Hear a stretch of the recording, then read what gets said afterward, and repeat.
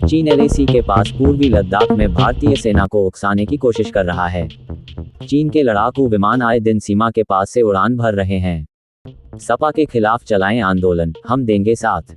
तंजीम उलमा इस्लाम का राज्यभर को संदेश। संसद में बार बार स्थगन के बीच कांग्रेस सांसद मनीष तिवारी ने रविवार को कहा कि सांसदों को गंभीरता से आत्मनिरीक्षण करना चाहिए कि क्या व्यवधान एक वैध रणनीति है। उन्होंने कहा कि इसका उपयोग केवल चरम स्थिति में किया जाना चाहिए। गैर शादीशुदा महिला के बेटे की याचिका पर बोले जज, हमें ऐसा समाज चाहिए जिसमें कर्ण जैसा किरदार न हो। केरल हाईकोर्ट ने एक अहम फैसला सुनाया है। कोर्ट ने एक गैर शादीशुदा महिला के बच्चों को अपने सभी पहचान के दस्तावेजों में सिर्फ मां के नाम के इस्तेमाल की इजाजत दे दी है। इसी के साथ उच्चतम न्यायालय ने कहा कि देश में गैर शादीशुदा और दुष्कर्म पीड़ित महिलाओं के बच्चों को भी निजता, सम्मान और स्वतंत्रता के मौलिक अधिकारों के साथ जीने की पूरी छूट है। मजबूरी का फायदा उठा देह व्यापार। मानव तस्करी रोधी शाखा के वरिष्ठ पुलिस निरीक्षक महेश पाटिल ने रविवार को बताया कि मुक्त कराई गई 2 लड़कियां पश्चिम बंगाल की रहने वाली हैं। उन्होंने कहा कि एक लड़की ने पुलिस को बताया कि उसे टीबी से पीड़ित अपने पिता के इलाज का खर्च उठाने के वास्ते देह व्यापार के लिए विवश किया गया। वहीं एक दूसरी घटना में इंस्टाग्राम पर दोस्ती कर होटल में ले जाकर किया दुष्कर्म। हरियाणा के हिसार जिले के एक गांव निवासी महिला ने फतेहाबाद निवासी विकास पर दुष्कर्म और अश्लील वीडियो बनाने का आरोप लगाया है। इस संबंध में पीड़िता ने हिसार शहर थाने में शिकायत दी है। पुलिस ने शिकायत के आधार पर आरोपी के खिलाफ दुष्कर्म और अमानत में खयानत का केस दर्ज कर जांच आरंभ कर दी है। लखनऊ के विभूतिखंड के समिट बिल्डिंग स्थित अंतलगढ़ बार के गेट पर 2 युवतियां आपस में भिड़ गईं। इस बीच वहां पहुंचे एक युवक ने बीच बचाव की कोशिश की तो दोनों ने उसे ही पीट दिया। शोर शराबा सुनकर सुरक्षाकर्मी वहां पहुंचे तो युवक को बाहर निकाला। इसी बीच किसी ने वीडियो बनाकर देर रात सोशल मीडिया पर वायरल कर दिया। पुलिस ने बताया मामले में दोनों युवतियों को गिरफ्तार कर लिया गया है। शिकागो में रह रही 29 वर्षीय पाकिस्तानी मूल की महिला सानिया खान को अपने तलाक के बारे में सोशल मीडिया पर खुलासा करना महंगा पड़ गया। महिला को अंदाजा नहीं था कि उसका यह कदम उसकी जान ले लेगा। महिला अपने पति से हो रहे तलाक के बारे में सोशल मीडिया पर चर्चा कर रही थी। लोगों को बता रही थी कि उसका तलाक कैसे हो रहा है और क्यों हो रहा है। वायरल वीडियो उसके पति के पास पहुंचा तो एक दिन महिला का पति उसके घर जा धमका और गोली चलाकर हत्या कर दी। WHO के डॉक्टरों की सुनिए। विश्व स्वास्थ्य संगठन के दक्षिण पूर्व एशिया क्षेत्र की रीजनल डायरेक्टर के तौर पर चुनी गई पहली भारतीय डॉक्टर पूनम खेत्रपाल सिंह ने मंकीपॉक्स को लेकर चिंता जताते हुए कहा कि जोखिम वाली आबादी के बीच पुरुषों के साथ यौन संबंध रखने वाले पुरुषों में केंद्रित मामलों के साथ इस बीमारी के प्रसार को कम करना संभव है। ऑस्ट्रेलिया के इस शहर पर एलियंस का कब्जा। ऑस्ट्रेलिया के एक शहर को लेकर अफवाह उड़ी थी कि उस पर एलियन ने कब्जा कर लिया है, जिसका आसमान अचानक गुलाबी रंग का हो गया था। आसमान का रंग गुलाबी होते ही लोगों को लगा कि एलियंस ने हमला कर दिया है। टीवी से लेकर सोशल मीडिया तक पर यह खबर फैल गई। एलियंस के बारे में आए दिन कई अजीबोगरीब खबरें सुनने को मिलती हैं। दुनिया भर में एलियंस को लेकर कई तरह के दावे किए जाते हैं। कई बार लोगों ने धरती पर एलियन और यूएफओ देखने का दावा किया है। कई बार इन अजीबोगरीब दावों के बारे में जानकर वैज्ञानिक भी हैरत में पड़ जाते हैं। ब्रह्मांड में क्या एलियन का अस्तित्व है? इसको लेकर किसी के पास कोई ठोस सबूत नहीं है। वैज्ञानिक सालों से एलियन के अस्तित्व को लेकर रिसर्च कर रहे हैं, लेकिन उन्हें अभी तक कोई कामयाबी नहीं मिली है। लेकिन आए दिन लोग नए नए दावे करते हैं। अमेरिका पर एलियन की जानकारी छिपाने के आरोप लगते रहे हैं। सोशल मीडिया पर कई वीडियो सामने आते रहते हैं जिनमें एलियंस या यूएफओ देखने के दावे किए जाते हैं। कई बार बताया जाता है कि वीडियो को एडिट किया गया है। अब एक बार फिर ऐसी ही अफवाह उड़ी है, लेकिन थोड़ी देर बाद इस उड़ी अफवाह की सच्चाई सामने आ गई।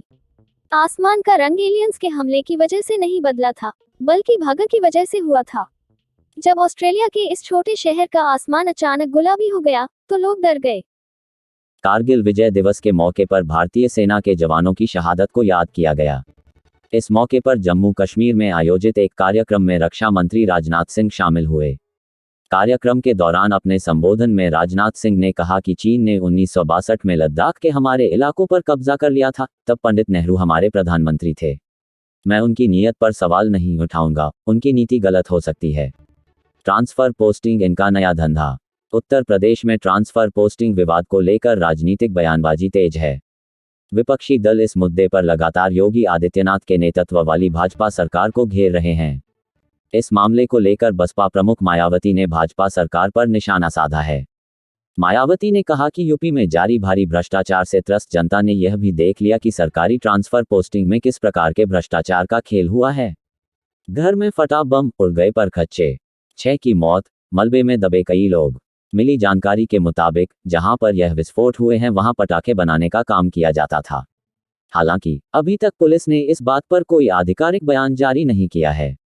घटना के बारे में सारण एसपी संतोष कुमार ने बताया है कि छपरा में विस्फोट के कारण एक घर गिरने से 6 लोगों की मौत हो गई है। दिल्ली के मुस्तफाबाद में एक 3 मंजिला इमारत ढह गई और इस घटना में एक व्यक्ति की मृत्यु हो गई।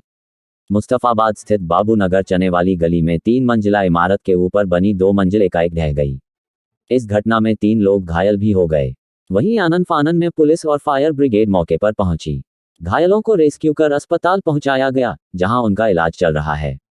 यूपी के कासगंज में बीते दिनों दक्षिणपंथी संगठनों के 200 से अधिक कार्यकर्ताओं ने बलात्कार के एक मामले को लेकर गंजडुंडवारा पुलिस स्टेशन में विरोध प्रदर्शन किया था। इस विरोध प्रदर्शन में अमन चौहान और आकाश सोलंकी नाम के 2 लोग मुख्य भूमिका में थे। अब इसी मामले में आरोप लगाने वाली महिला ने पलटते हुए आरोप लगाया कि इन्हीं दोनों ने उसे हायर किया था ताकि मुस्लिम व्यवसायी को फर्जी लव जिहाद के केस में फंसाया जा सके। इन आरोपियों में से एक खुद को भाजपा युवा विंग का जिला उपाध्यक्ष बताता है। वाराणसी में काशी विश्वनाथ मंदिर के गर्भगृह के अंदर शनिवार को 2 श्रद्धालुओं और 4 मंदिर सेवकों के बीच मारपीट हो गई। इस घटना का सीसीटीवी फुटेज सामने आया है। सावन के महीने में काशी विश्वनाथ मंदिर में श्रद्धालुओं की भीड़ के बीच मारपीट का वाकया सामने आने के बाद इसको लेकर चर्चाएं शुरू हो गई हैं।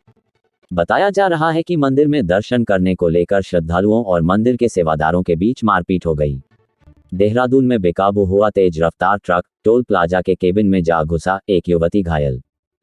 देश की पहली आदिवासी महिला राष्ट्रपति के रूप में द्रौपदी मुर्मू को चुन लिया गया है। मुर्मू भारत के सबसे पुराने आदिवासी समुदाय संथाल से ताल्लुक रखती हैं। संथाल समुदाय का इतिहास बहुत ही गौरवशाली और रीति रिवाज अनोखा रहा है। भारत में जब आजादी की पहली सामूहिक कोशिश भी नहीं हुई थी, उसके तकरीबन 80 साल पहले संथाल के तिलका मांझी ने धनुष बाण से ही अंग्रेजों के खिलाफ विद्रोह छेड़ दिया था। लखनऊ में बीजेपी ने कांग्रेस दफ्तर तक अपनी पहुंच दिखाई है। ऐसा हम नहीं कह रहे हैं, बल्कि सोशल मीडिया पर वायरल हो रहा वीडियो कह रहा है। इस वीडियो को देखने के बाद हर किसी की यही प्रतिक्रिया होगी जो हमने आपको बताई। लखनऊ के कांग्रेस कार्यालय में बीजेपी के झंडे मिले हैं, वो भी 1, 2, 3, 4 नहीं बल्कि अनगिनत झंडे कुर्सी मेज से लेकर करके हर जगह बीजेपी के झंडे ही पूरे कार्यालय में दिखाई दे रहे हैं। इस पूरे प्रकरण का वीडियो सोशल मीडिया पर वायरल हो चुका है। एआईएमआईएम अध्यक्ष असदुद्दीन ओवैसी ने प्रधानमंत्री मोदी पर गंभीर आरोप लगाए हैं। उन्होंने कहा कि पीएम मोदी सावरकर और गोलवलकर की नीति पर काम कर रहे हैं। उसी नीति पर काम करते हुए उन्होंने देश के मुसलमानों को सेकंड क्लास सिटीजन बना दिया है। ओवैसी ने मोदी सरकार की ministry of housing and urban affairs में स्वनिधि योजना को लेकर ये बात कही। ओवैसी ने आरोप लगाया कि स्वनिधि योजना के तहत रेहड़ी पटरी पर दुकान लगाने वाले वेंडर्स को लोन दिया जाता है। आरटीआई से पता चला है कि केंद्र सरकार की इस योजना के तहत 32 लाख लोन दिए गए, जिसमें से सिर्फ 331 लोन अल्पसंख्यक को दिए गए हैं। उन्होंने कहा कि सरकारी आंकड़ों ने मोदी के सबका साथ सबका विकास के झूठ की पोल खोल दी। ख्वाजा फरोशों को दिए गए 32 लाख से अधिक कर्जों में से सिर्फ 331 ही अल्पसंख्यकों को मिले, यानी कि मात्र 0.0102%। दिल्ली उच्च न्यायालय ने दिल्ली पुलिस को उन जोड़ों की सुरक्षा सुनिश्चित करने का निर्देश दिया है जो परिवार की सहमति के बगैर पति पत्नी के रूप में एक साथ रहने का फैसला करते हैं। दिल्ली हाईकोर्ट ने साफ शब्दों में कहा कि अगर 2 व्यक्ति पति पत्नी बनकर रहने का फैसला करते हैं, तो कोई भी, चाहे वह उनके परिवार का सदस्य ही क्यों न हो, उन्हें उनके मामलों में हस्तक्षेप करने का अधिकार नहीं है। दिल्ली उच्च न्यायालय एक जोड़े की याचिका पर सुनवाई कर रहा था। जोड़े ने पुलिस से सुरक्षा की मांग की थी क्योंकि उन्होंने परिवार के विपरीत जाकर शादी की थी और पति पत्नी के रूप में रहने का फैसला किया था। वाराणसी के रामनगर थाने में 27 जून को पशु तस्करों से बचाए गए 16 ऊंटों में से एक की आज मौत हो गई, जबकि वाराणसी के अपर मुख्य न्यायिक मजिस्ट्रेट ने जिलाधिकारी वाराणसी को अपने खर्च पर इन ऊंटों को राजस्थान के सिरोही स्थित people of animal care centre hospital भेजने का जिम्मा दिया था। लेकिन डीएम ने कहा कि हमारे पास इसके लिए कोई बजट ही नहीं है। उल्टा उन्होंने मुकदमे में याचिकाकर्ता गौज्ञान फाउंडेशन को ही मवेशियों के ट्रांसपोर्टेशन का खर्च वहन करने का आदेश दे दिया। मामला फिर कोर्ट गया और डीएम से जवाब मांगा गया, लेकिन इन सबके बीच आज एक ऊंट की मौत हो गई। दूसरे देशों को कर्ज देते देते खाली हो चुका है चीन का खजाना। इन दिनों श्रीलंका में हाहाकार मचा हुआ है। देश का मुद्रा भंडार खाली हो चुका है और जनता सड़कों पर प्रदर्शन कर रही है। विशेषज्ञों की माने तो ये सब चीन के चलते हुआ है। सरकार ने चीन से अरबों डॉलर का कर्ज लिया और अब देश सबसे बड़े आर्थिक संकट से गुजर रहा है। लेकिन चीन में सब ठीक है, ऐसा नहीं है। दुनिया की इस सबसे बड़ी आर्थिक महाशक्ति के सामने सबसे बड़ विदेशी कई संकट पैदा हो गया है। इसकी वजह है राष्ट्रपति शी जिनपिंग का वो फेवरेट प्रोजेक्ट जिसकी वजह से कई छोटे देशों को जमकर कर्ज बांटा गया। Belt and road initiative Breach ने चीन को अब एक बहुत बड़ी मुश्किल की तरफ धकेल दिया है। जिनपिंग का फेवरेट प्रोजेक्ट BRI को जिनपिंग ने अपनी सबसे बड़ी विदेश नीति के तौर पर लॉन्च किया था। सन 1949 के बाद से ये चीन की सबसे बड़ी योजना थी। साथ ही ये दुनिया का सबसे बड़ा इंफ्रास्ट्रक्चरल प्रोग्राम था जिसे किसी देश की तरफ से शुरू किया गया था। इस योजना के तहत कई प्रोजेक्ट्स लॉन्च तो हो गए लेकिन उससे चीन को जो फायदा मिलना था वो नहीं मिल सका। जबकि चीन ने अपने इंफ्रास्ट्रक्चर प्रोजेक्ट्स के लिए कई देशों को कर्ज दिया। इसकी वजह से चीन पर जितना दबाव बना उतना ही दबाव श्रीलंका जैसे उन देशों पर जो पहले से ही आर्थिक संकट में थे। फाइनेंशियल टाइम्स ने एक रिपोर्ट में चीन के इस BRI प्रोजेक्ट को हाई लेवल का इकोनॉमिक रिस्क यानी आर्थिक खतरा करार दिया था। सबसे बड़ा कर्ज संकट एशिया, अफ्रीका और लैटिन अमेरिका के कई देशों में इस प्रोजेक्ट की वजह से एक के बाद एक कर्ज संकट पैदा होता गया। साल 2013 में इस प्रोग्राम को पहली बार प्रस्तावित किया गया था। Think tank American enterprises institute की तरफ से बताया साल 2021 के अंत तक इस प्रोजेक्ट्स की वजह से कई विकासशील देशों पर $838 बिलियन की अदायगी हो गई थी। चीन को कब ये कर्ज वापस मिलेगा उसे खुद नहीं मालूम। वहीं न्यूयॉर्क स्थित एक रिसर्च ग्रुप रोहडियम की माने तो चीन के बैंकों ने साल 2020 और 2021 में $52 बिलियन का कर्ज दिया था। पहले 2 वर्षों की तुलना में ये 16% ज़्यादा था। बैंकों में सेविंग फ्रीज। दूसरी तरफ अगर देश के अंदर की बात करें तो यहाँ पर कई घरों के मालिकों ने मॉर्गेज अदा करने से इनकार कर दिया है। इसकी वजह से बैंकों के सामने नया संकट पैदा हो गया है। बुधवार को हेनान प्रांत में एक बैंक के सामने टैंक्स की लंबी लाइन थी और वजह थी बैंक ऑफ चाइना का एक फैसला। बैंक ऑफ चाइना की हेनान ब्रांच की तरफ जमाकर्ताओं को यह कहा गया है कि उन्होंने भी रकम यहां जमा की है। अब वो एक निवेश है और इसे निकाला नहीं जा सकता है। बड़े पैमाने पर इस बैंक के खिलाफ विरोध प्रदर्शन हो रहे हैं और बैंक के बाहर भारी संख्या में प्रदर्शनकारी इकट्ठा हैं। बैंक ने जितने भी फंड्स हैं वो सब फ्रीज कर दिए हैं और जमाकर्ता अब इन्हें रिलीज करने की मांग कर रहे हैं। सेविंग्स को फ्रीज करने की वजह सिर्फ मॉर्गेज अदा न करने का फैसला है। चीन का प्रॉपर्टी मार्केट इस समय $300 बिलियन का कर्ज है। पिछले वर्ष जब एवरग्रांडे धड़ाम हुआ तो देश के रियल एस्टेट सेक्टर की सबसे बड़ी समस्या सामने आ गई। कंपनियां बंद और बेरोजगारी बढ़ी। इन सब से अलग शिंगहुआ यूनिवर्सिटी के प्रोफेसर झेंग युहुआन का एक वीडियो इस समय वायरल हो रहा है। इस वीडियो में वो कह रहे हैं कि साल 2022 चीन के लिए सबसे मुश्किल समय होने वाला है। देश की 4,60,000 कंपनियां साल के पहले हाफ में ही बंद हो चुकी है। साथ ही 3.1 मिलियन इंडस्ट्रियल और कमर्शियल उद्योगों को बट्टे में डाल दिया गया। एंटरप्राइज लिक्विडेशन सालाना 23% बढ़ गया। 10.76 मिलियन कॉलेज ग्रेजुएशन में एडमिशन ले चुके हैं और देश के 80 लाख युवा बेरोजगार हैं। 61 नंबर पाने वाली मंत्री की बेटी को नौकरी, 77 नंबर वाला मेरिट से बाहर। पश्चिम बंगाल सरकार राज्य में हुए एक घोटाले की वजह से फंसती नजर आ रही है। स्कूल सेवा आयोग के तहत शिक्षा विभाग में ग्रुप C और D की भर्तियों में हुए घोटाले को लेकर राज्य सरकार में मंत्री पार्थ चटर्जी को ईडी ने गिरफ्तार कर लिया है। ईडी की टीम ने पार्थ चटर्जी की नजदीकी अर्पिता मुखर्जी के घर से अब तक 21 करोड़ रुपए कैश बरामद किए हैं। 22 जुलाई को हुई कार्रवाई में पार्थ से रात भर पूछताछ की गई जिसके बाद उन्हें और अर्पिता को 23 जुलाई को गिरफ्तार कर लिया गया। ईडी ने ये कार्रवाई घोटाले को लेकर ही की। इस स्कैम की जांच CBI को सौंपी गई है। ईडी घोटाले में पैसों की लेनदेन को लेकर जांच कर रही है। बढ़ती महंगाई को लेकर योगी सरकार ने उत्तर प्रदेश के कर्मचारियों और पेंशनरों को बड़ा तोहफा दिया है। इस तोहफे का इंतजार सरकारी कर्मचारी लंबे समय से कर रहे थे। यूपी में 16 लाख से ज्यादा सरकारी कर्मचारी शिक्षक हैं जबकि 11.52 लाख पेंशनर हैं जिन्हें इसका सीधा फायदा मिलेगा। यूपी सरकार में सरकारी नौकरी करने वालों को बड़ी राहत मिली है। सरकारी कर्मचारी काफी लंबे वक्त से DA में इजाफे की मांग कर रहे थे। पाकिस्तान कैबिनेट ने एक विधेयक को मंजूरी दी है। इसके तहत अब सरकार गवर्नमेंटल असेट्स को बेच सकेगी। ऑर्डिनेंस के मुताबिक पाकिस्तान अपनी ऑयल और गैस कंपनियां संयुक्त अरब अमीरात UAE को बेचेगी। इसके अलावा कुछ और कंपनियां सऊदी अरब और चीन जैसे देशों को बेची जाएंगी।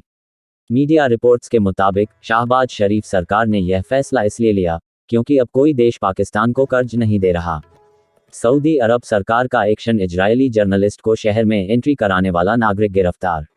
इजराइल के चैनल 13 के पत्रकार गिल तमारी ने मक्का में प्रवेश करते हुए अपना वीडियो सोशल मीडिया पर डाला था। इसे देख लोग भड़क उठे और इस मामले में एक्शन की मांग करने लगे। सऊदी पुलिस प्रवक्ता ने बताया कि एक गैर मुस्लिम पत्रकार को शहर में एंट्री कराने वाले एक नागरिक को गिरफ्तार किया गया है। गिरफ्तार शख्स के खिलाफ कानूनी कार्रवाई की जाएगी। मेघालय पुलिस ने वेस्ट गारो हिल्स जिला मुख्यालय तुरा के बाहरी इलाके में स्थित एक फार्म हाउस में छापा मार वहां कथित तौर पर चल रहे वेश्यालय से 6 बच्चों को छुड़ाया है, जबकि 73 लोगों को गिरफ्तार किया है। इन गिरफ्तार लोगों में एक नाबालिग बताया गया है। पुलिस का कहना है कि जिस फार्म हाउस में यह वेश्यालय चल रहा था, उसके मालिक बर्नार्ड एन ब्राक और फ्रिम्पू हैं। इस समय बर्नार्ड एन ब्राक मेघालय प्रदेश बीजेपी के उपाध्यक्ष हैं और गारो हिल्स स्वायत्त शासी जिला परिषद के सदस्य भी हैं। मेघालय हाई कोर्ट से एक और खबर ये भी है कि कोर्ट ने हिंदू राष्ट्र वाले फैसले को पलट दिया है। मेघालय हाई कोर्ट की डिवीजन बेंच ने सिंगल जज बेंच के उस फैसले को बदल दिया है जिसमें कहा गया था कि भारत को विभाजन के दौरान ही हिंदू राष्ट्र घोषित कर दिया जाना चाहिए था। चीफ जस्टिस मोहम्मद याकूब मीर और जस्टिस एच.एस. थंक्यू ने फैसला दिया है कि जस्टिस सुदीप रंजन सेन का विचार कानूनी रूप से त्रुटिपूर्ण है और संवैधानिक मूल्यों के अनुरूप नहीं है। बीते साल 10 दिसंबर को जस्टिस सेन ने एक फैसला सुनाते हुए प्रधानमंत्री, गृह मंत्री, कानून मंत्री और सांसदों से ऐसा कानून लागू करने के लिए कहा था जिनके तहत पाकिस्तान, बांग्लादेश और अफगानिस्तान से भारत में रहने आए विभिन्न धर्मों और समुदायों के लोगों को नागरिकता दी जा सके। मोदी सरकार क्या चीनी निवेश को लेकर हुई नरम, मिलने लगी मंजूरी। पिछले 2 सालों में भारत में सीमावर्ती देशों से आए विदेशी प्रत्यक्ष निवेश के 80 प्रस्तावों को मंजूरी दी गई है। भारत में निवेश के इनमें से अधिकतर प्रस्ताव चीन से आए हैं। अंग्रेजी अखबार द हिंदू ने उद्योग संवर्धन और आंतरिक व्यापार विभाग से सूचना के अधिकार के तहत मिले आंकड़ों के आधार पर यह रिपोर्ट दी है।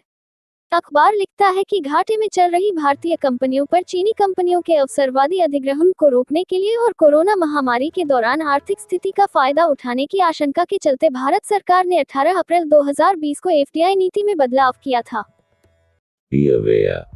With the World APN Broadcast Service.